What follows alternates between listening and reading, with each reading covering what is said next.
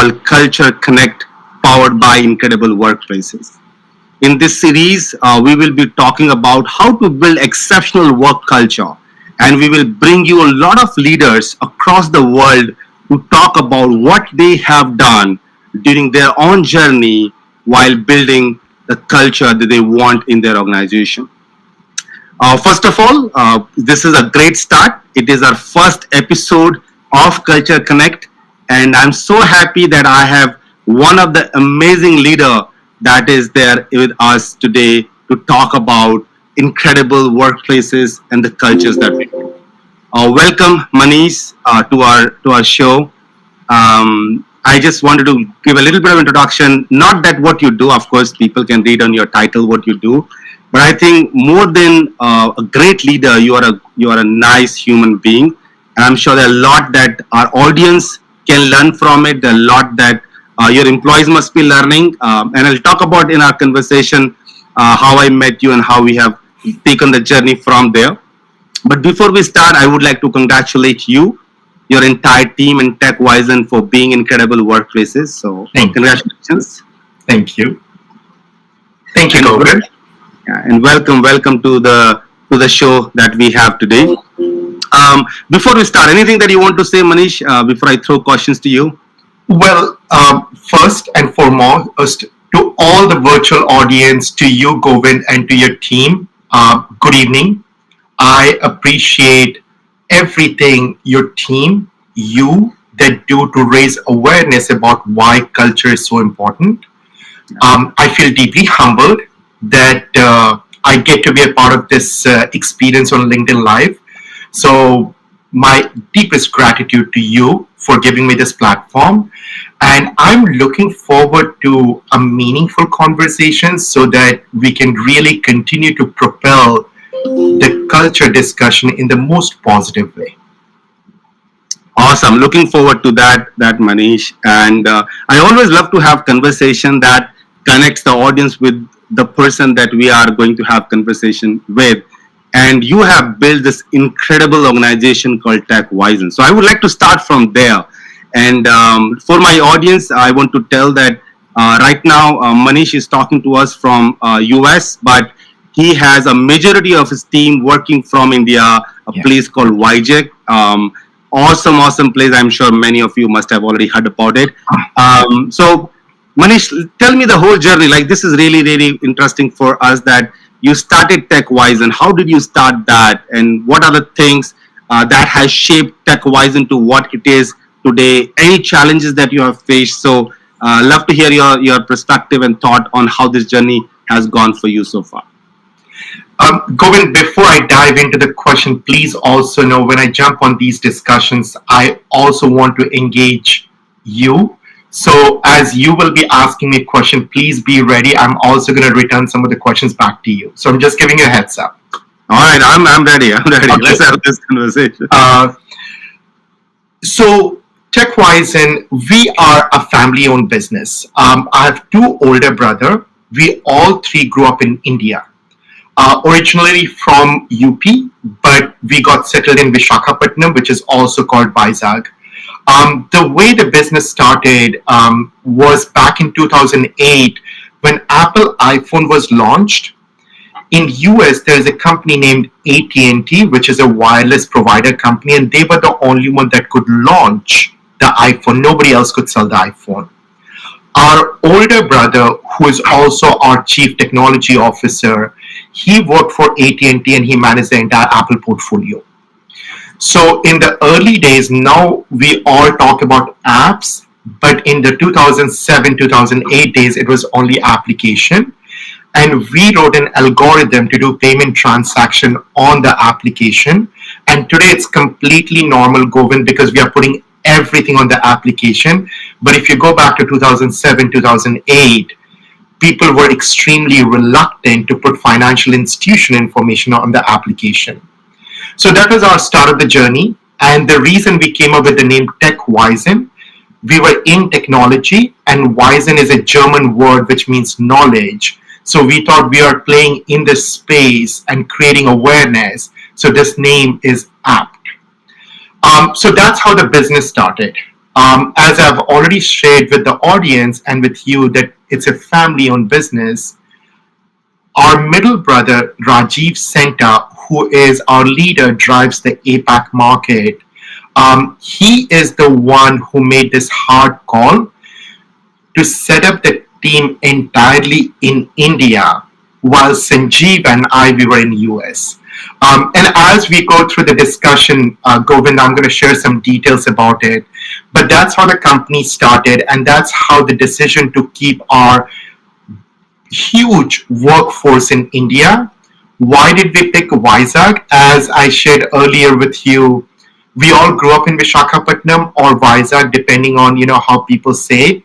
So it was no brainer for us to set up the operation in Vishakhapatnam or Vizag, and we are very happy because as we talk into the discussion, people from Vizag are deeply, deeply passionate about a lot of things, but they're very hospitable, very kind, very polite, and they really, really focus on doing the right thing. So we are very happy we picked Vizag. Well, that's really great. And I have the opportunity to be in YJEC and have a look at your awesome office. This is really, really like I think lot many metro cities you don't see these that kind of office. You have fantastic office there.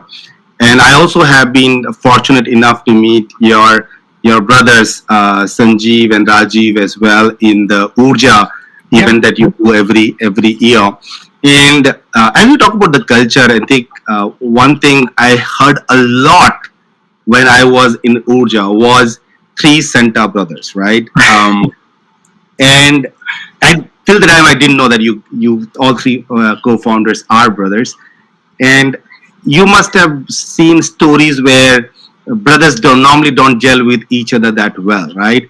And you guys have created empire, and mostly when you build empires and the money start coming and you continue building the business, that's where the friction happens. But I'm just from an organization culture, let's talk about a little bit of family culture, because it was to me was very unique, surprising. I have not seen it much. We have heard stories of brothers splitting, not the stories of brother coming together and building something together. And I could see the vibes when you guys were interacting and doing your role. So let's talk a little bit about that also, your family culture. Is it because of your parents, the place that you come from? What it is? What in your view? What is that? Um, it is because of our upbringing, no doubt. But Govind, before I dive into this, um, you were observing us. What do you think, as a brother, we got it right, and what do you think other siblings miss out on that? Before I dive into your question, I would love to learn from you as an observer. What do you think we got it right as a brother? Yeah, that's this is a no-brainer for me, by the way, because there are two things that really stand out to me while I was having interaction with all three of you. One is the respect for each other was really, really good, because, and I can tell you occasions when you guys were invited on the stage to facilitate some of the guests, and I could see that many times you would ask your elder brother to go as opposed to you going. Despite the fact that your name is called, you will like to give your elder brother the opportunity. So I think I could see a respect in what you guys do. And the second thing also I observed is that I think you guys have in my opinion, made sure that the work that you guys do are very, very crystal clear. Like, hey, I'm responsible for this in the organization, although we're going to talk a lot about it, but this is what I'm responsible for. This is you responsible for. That is what, as an outsider, I could see in my first interaction with all three of you together. All right, so beautiful observation. So I'm gonna give you gold star for that. Your observations are amazing. But um, when we were growing up together, our parents have always made a point to teach us something. And one of the thing is, it doesn't matter what the hierarchy within the family is. It's important that we treat each other with respect.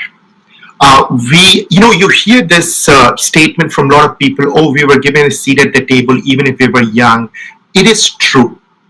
Whether knowingly or unknowingly, I don't know that, but we three brothers would always be allowed to share our opinion if Papa or Mummy is trying to do something. Now, coming back to how we work together, this is a question I even get back in States quite a bit. Like, I'll get, oh, I can't work with my siblings, oh, I can't do this as you guys are doing it. Every sibling has a different dynamic. So, I'm no one to comment, oh, can you work, can you not work? But I'll talk about Senta's siblings. We have a very clear understanding as to who we are as a human being, what we are collectively trying to do, and how there is a unity and power when we all work cohesively. So, you talked about the role and responsibility. You're correct. We have a definition as to what we are doing for the company and how we are propelling the company forward, but we also allow each other to bleed into each other's lane if and when it's needed without being defensive about it.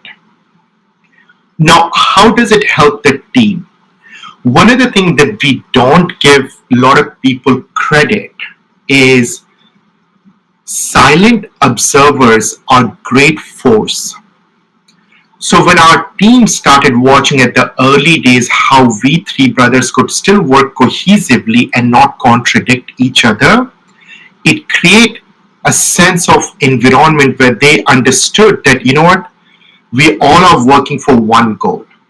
We know how to keep differences aside. We know if something that we are not agreeing to each other, it has nothing to do with the fact that we are playing this role as a sibling.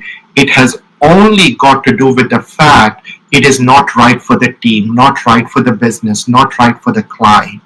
So because we practice a lot of the things that we have been taught being born and brought up in India, the team also notices that, and it actually helps people to understand that our sibling dynamic is a lot more cohesive, respectful, and organized. And the reason I use the word organized, because like I said, we are allowed to bleed into each other's lane, yet we know what our responsibilities are and how I need to drive my role to its full potential, how Sanjeev Bhaiya will drive his role to its full potential, how Rajiv Bhaiya will drive his role to its full potential, and collectively it's going to benefit our team, our client, and the community.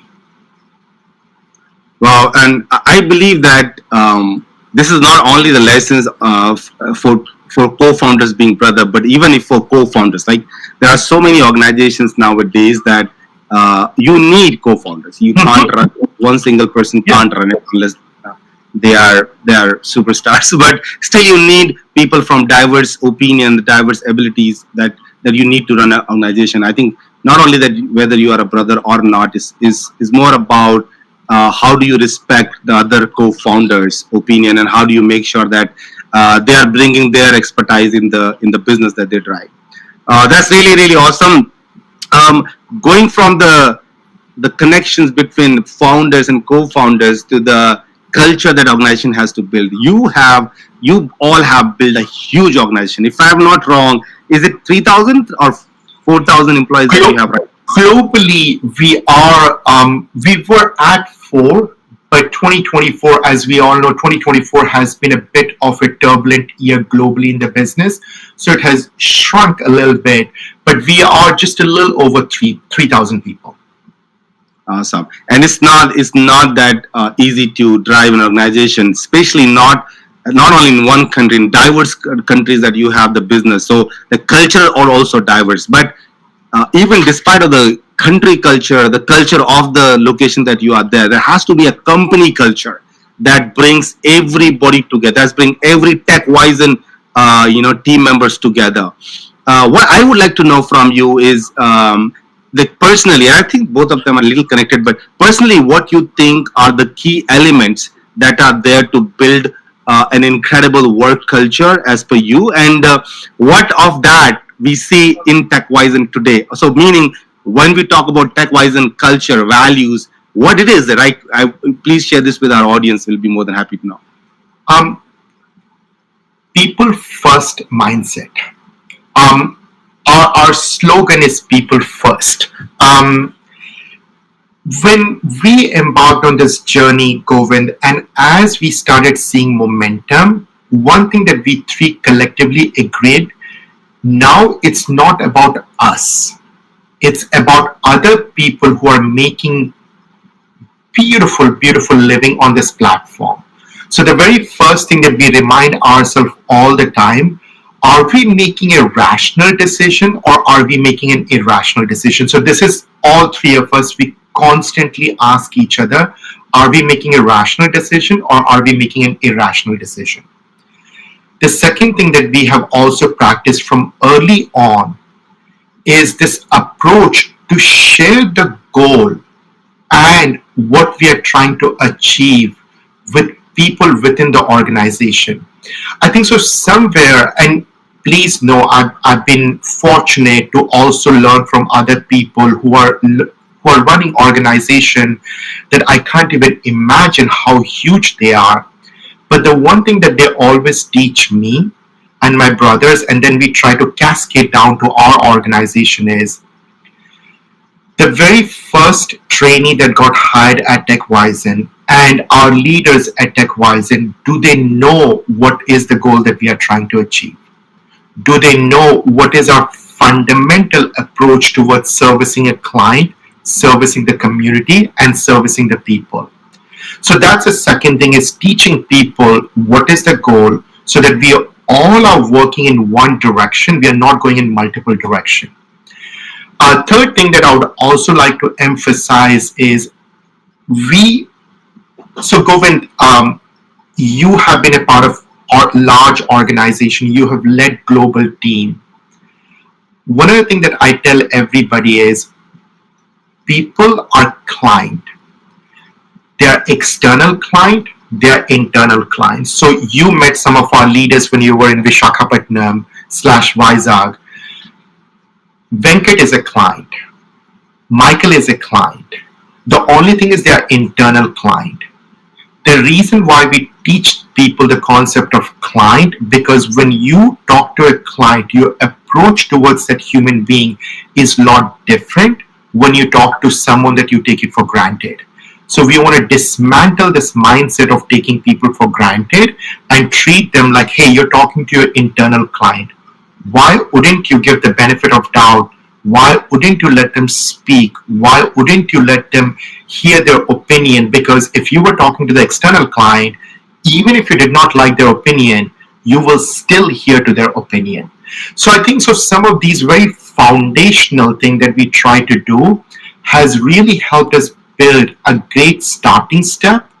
And then last but not least, really finding people who aligns with the value. You can't be one person in the community and one person at work. You are who you are. You can be refined, you can be taught skills, but inherently people can't change their characteristics. So we are also very focused on, are we really partnering with the right people who have the right ideology as to who they are, and then can we teach them tech-wise in way so that we can propel them forward. And at the end of the day, they become our champion because people, leaders like Michael, Venkat, and there are so many other, Akash, Hemant, Ram, even the women leaders that we have, they are the one who's not taking the message from us to the next level. And that's how we are making sure we are maintaining a uniformity in the culture progression. Do we get it right all the time? Probably not. Let's be very honest about that. But is our sincerity in question? Never. We are sincere why we are doing it, and that's why I think so majority of the time we get it right. And when we don't get it right, we quickly turn around to see how do we change what we did not get it right. Yeah, and I could say that you guys have done a fabulous job of cascading that cultural element to your team member. I have only experienced one place, but I could tell that if I could see at one place, this might be the same at other places as well. The warmth that I get when I was there in person was really fabulous. I could have got an opportunity to meet with Venkat, with Michael, and the kind of patience they had to take me through, and the pride they were having in showcasing everything that they were showcasing to me. And you know what? I knew that they have just done this in the first half. I was there in the second half. I Okay. knew that they did the same thing in the first half, but they made sure that there's no stone unturned to make sure that I get the same kind of attention if I would have come in the morning. So really, really insightful. Before I take my next question, I know I have a question from our vice president. She wanted to know from you, Manish, that with the rise of the hybrid and remote work, how do you see workplace culture evolving in coming year? And I think this is the question we get a lot. I know that your organization is more that where people come to office, but there are organizations that are either hybrid or remote. What's your take on this, on the work culture evolution in coming year? It is a very fine balance between creating a cohesive culture when people are sitting off site or working remotely. Um, I am a huge believer in one thing, Govind. Human being builds relationship when they shake hands, when they give hugs. So while I believe in the power of hybrid culture, I believe in the power of remote culture, but I also believe in creating opportunities for people to come together. So let's say, for an example, if you have majority of your team that works remotely or majority of the team that works away from the organization, event like Urja is a great excuse for all of us to celebrate, get to know each other, shake hands, hug each other, and at the same time remind them that this is the real human interaction. It's not what we do on Teams call or Zoom call is real human interaction. Mostly people who are young in the professional career, my humble request to the audience here is we all have a moral obligation. Someone believed in me.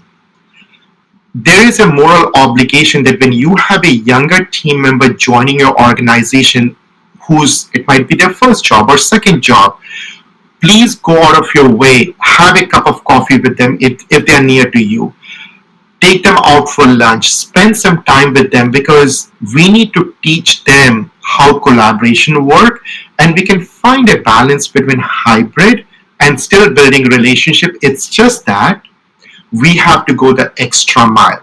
Whereas if you're in the office, you don't have to go the extra mile. You should go the extra mile, but still you're seeing the person, you're talking to the person, you're taking those coffee break, you're taking those lunch breaks. But I feel like senior leadership within the company who's practicing remote or hybrid work, figure out an opportunity to bring those people together on a non-work setup, have a cup of coffee with them, have lunch with them, do a team outing so that you can still create that stickiness and they can represent your brand to its full potential. In terms of delivering the work can be delivered as long as we know what our roles and responsibility are. But the leaders have to go out of their way to find that human connection. And Govind, before you go to the next question, I want to turn this question around to you as well, because you have managed large organization, you have managed global team. What approach did you take to bring cohesiveness, connectiveness when people are sitting in North America, India, APAC? I'm very curious about your experience, and I want the audience to know that too. Yeah, I love the way you you roll the dice towards me, Manish. So yeah, I think I would echo to what you just said, but I will start from saying that there is always an element of the country culture. Even in the country, there are diverse cultures. Right? You are in US yourself. You know the culture of New York will be completely different from the culture of DC. Why I took this two city name, because I've experienced both of them and they were quite different than from each other. I think the first step for me is to understand there will always be a cultural, differentiation between the way we look at culture, the way they look at our culture. So when I took over the role of the global HR in my last organization, Manish, the first thing I've been taught was the cultural sensitivity, and the fact that I should understand or I should know that there is a cultural differences that going to happen. So that's the first thing. Second thing is, irrespective of the cultural connect, there will always be an organization culture that is on the top of it. So, like I just asked you, right? You guys are global, but there's a tech-wise and culture, right? People first is what you guys believe in. So, irrespective of which country tech-wise and employee you talk to, they will keep that in mind. And I think that was very important that these cultural elements should be cascaded down to the organization so that when the employees are behaving or interacting with each other, they keep the organization culture in mind.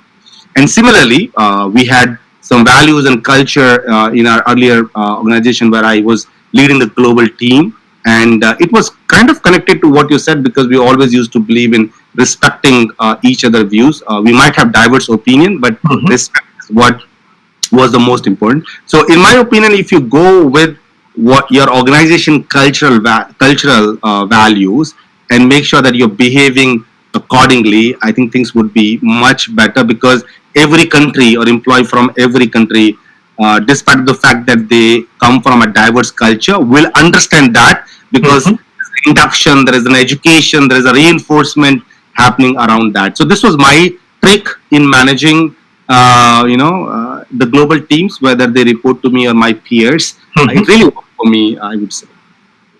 I might also throw one more question on your way. Um,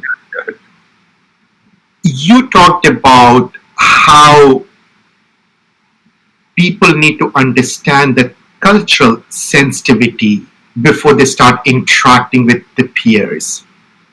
How do we teach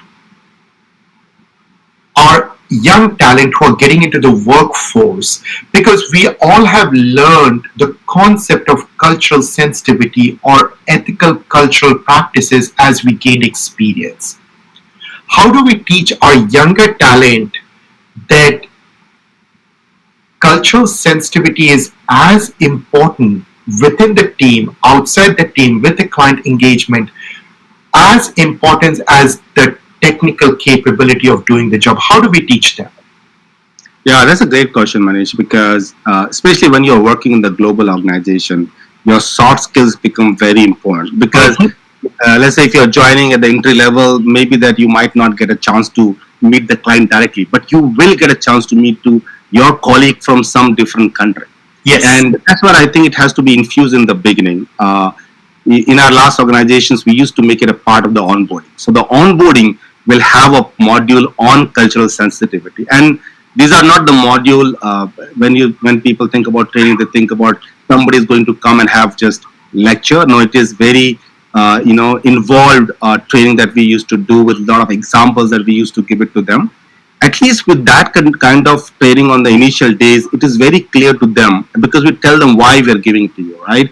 Because you will be interacting with, let's say, somebody in Romania, Czechia, Costa Rica, US, Mexico. Like they might be yours, like your good morning might be responded very differently by a Mexican than a Romanian, right? Yeah. So you don't feel offended if somebody from other country just give you a cold answer because they are not disrespectful. This is how they are, right?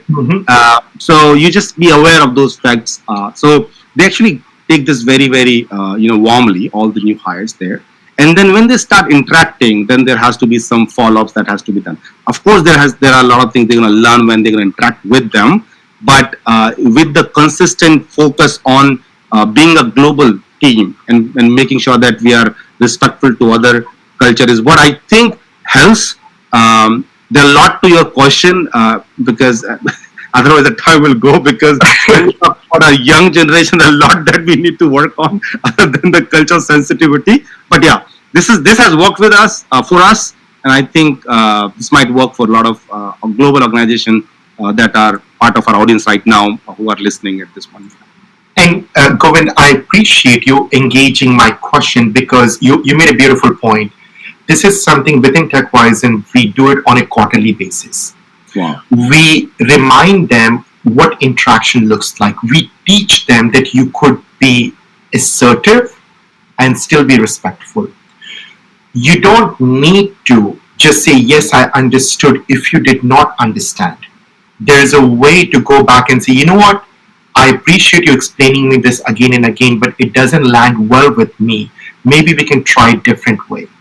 And the reason why we practice this quite a bit within TechWisen and especially in the India market, because again, we want to dismantle this mindset that just because we have a different cultural barriers, we can still overlap and figure it out how to interact with the other team members. And last but not least, it actually creates a lot of confidence among people when they go through the training, when they learn how to be assertive, they learn how to ask the question, they learn not just to accept the answer, but respectfully question the integrity of the answer. It builds a lot of confidence among the team. Yeah, they're very well said. And I could see audience getting flooded with a lot of questions for you, Manish.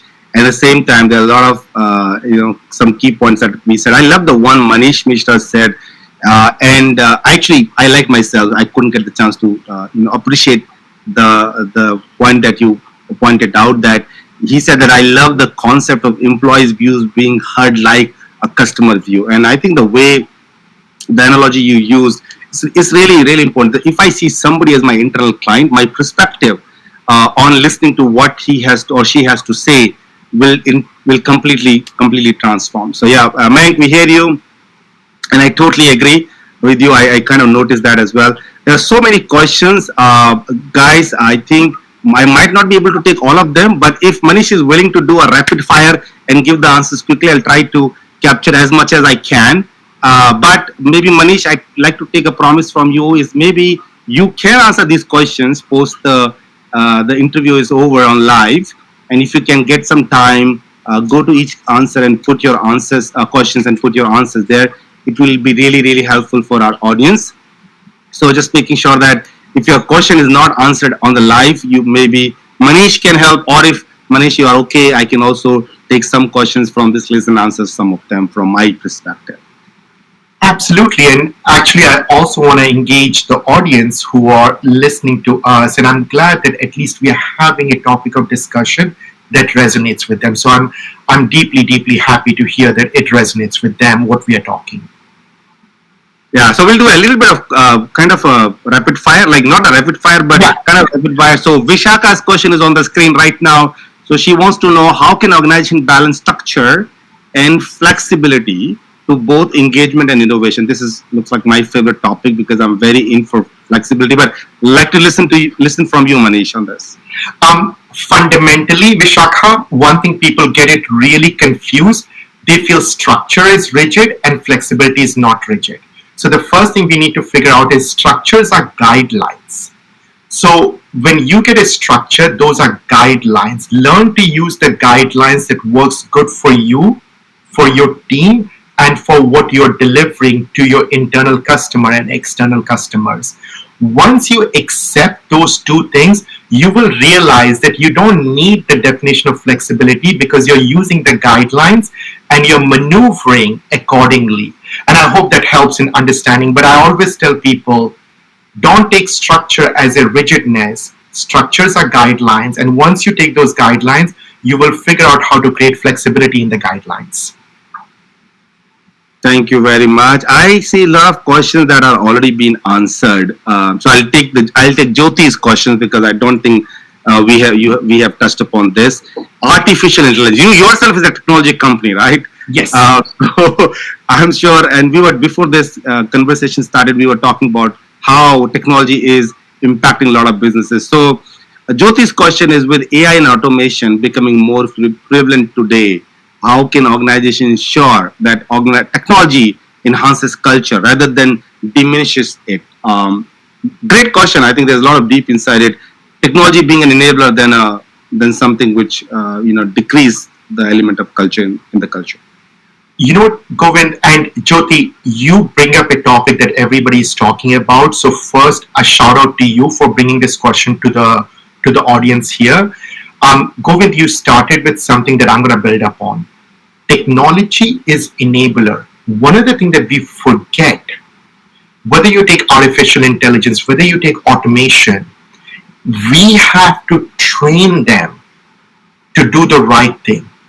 If you're using automation or artificial intelligence in the hiring process, and if you don't constantly train them, what will it do?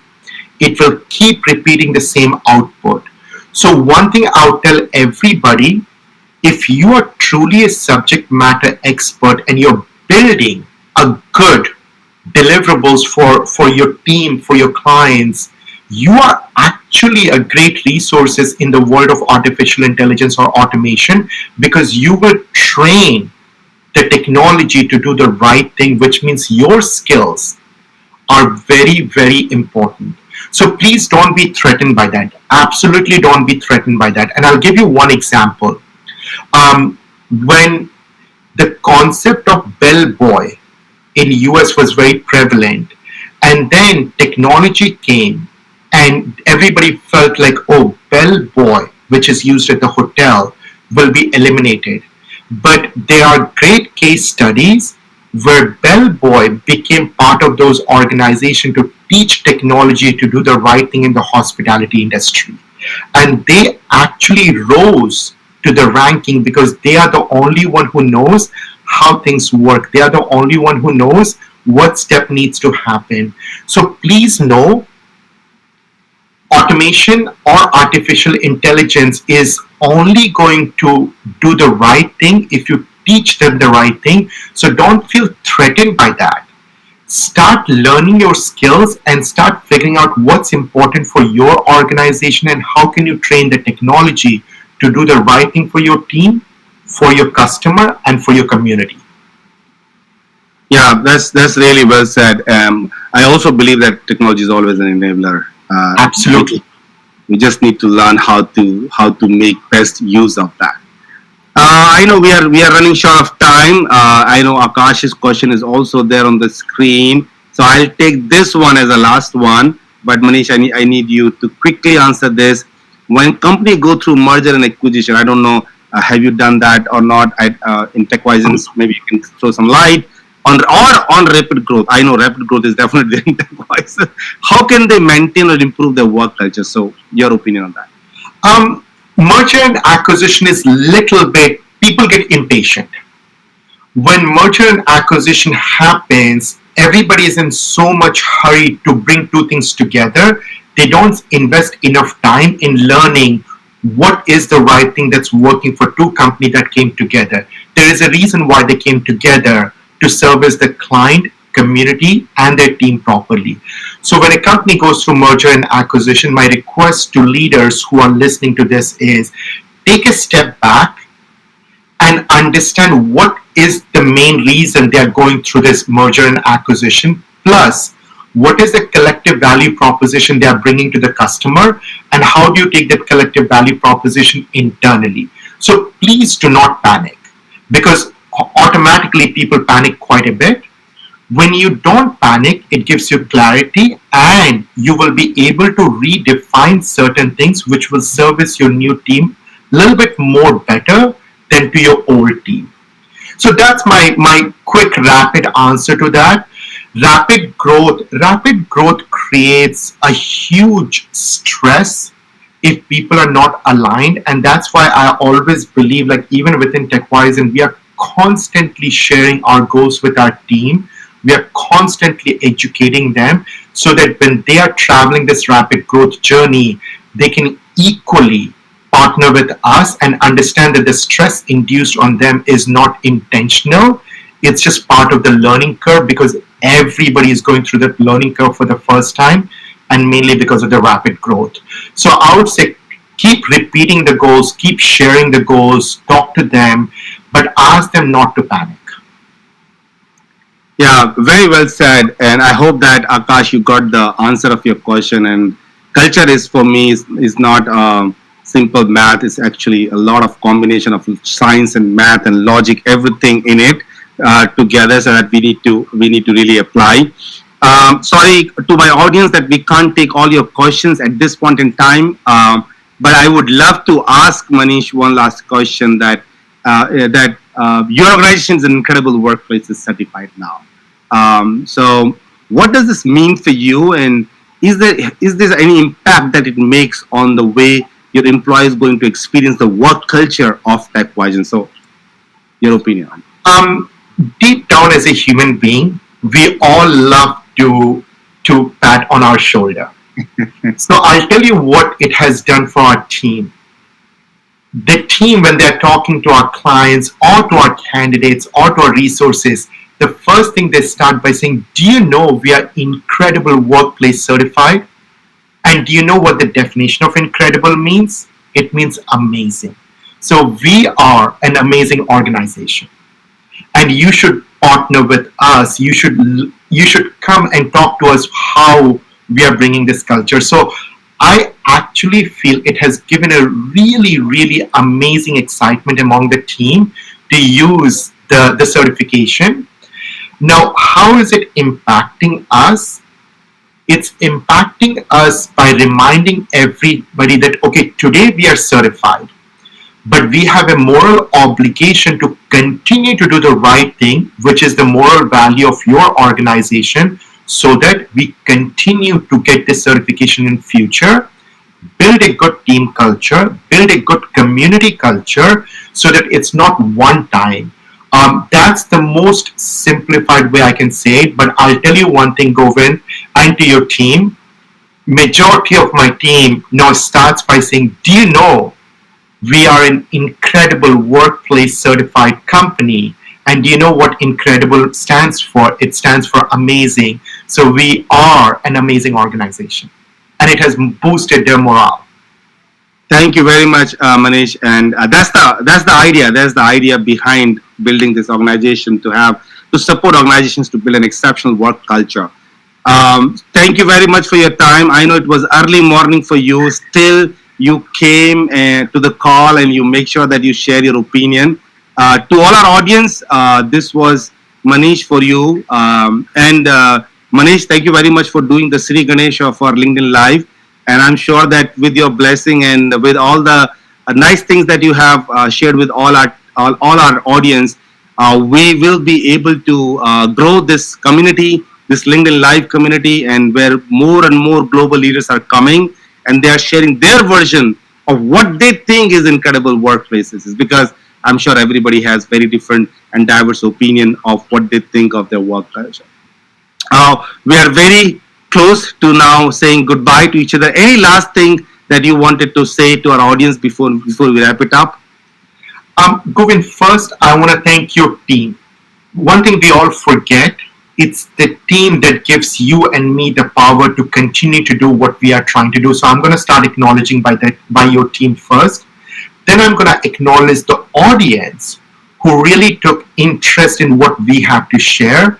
And last but not least, I want to acknowledge my team for giving me the opportunity to do what I can do when they do their job beautifully, and to you for the platform. Really excited what incredible workplaces is trying to do. And I'm happy to be a part of this journey because I have a personal interest in creating safe, motivational, and enjoyable workplace across the globe. So I'm happy that you gave me this platform. Awesome. Thank you very much, Manish. And ladies and gentlemen, with this first episode, we are wrapping it up here. And I hope that you all get benefited from the thoughts that we have from Manish. And I can tell you that I have experienced their culture myself. This is really awesome. And I'm so happy that he's on our platform representing each and every team member of TechWise today. So really appreciate Manish. Thank you very much. With that said, thank you very much to all the audience, and we are going to catch it up next week on Friday again with a new leader talking about building incredible work culture. Till then, goodbye and have a nice day. Thanks, everyone.